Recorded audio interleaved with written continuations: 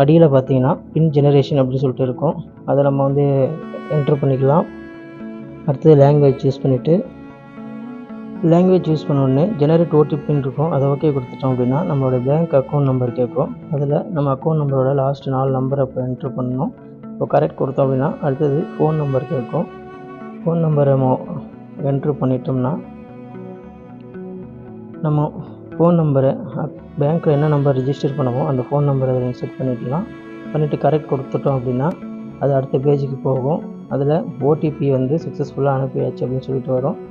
இப்போது நம்மளுடைய ஃபோனில் ஓடிபி வந்திருக்கும். அந்த ஓடிபியை வந்து இன்சர்ட் பண்ணுற மாதிரி இருக்கும். அதை இன்சர்ட் பண்ணிவிட்டு கரெக்ட் அப்படின்னு சொல்லிட்டு கொடுத்துட்டோம் அப்படின்னா அது அடுத்த பேஜுக்கு போகும். அதாவது நம்ம என்ன பின்னு வேணுமோ நம்மளுடைய பாஸ்வேர்டு நம்ம செட் பண்ணுற மாதிரி இருக்கும். நான் ஒரு 4 நம்பர் செட் பண்ணிக்கிறேன். நீங்கள் உங்களுக்கு எந்த நம்பர் ஞாபகம் வச்சு ஈஸியாக ஞாபகம் வச்சுக்கிற மாதிரி உங்களுக்கு தேவையான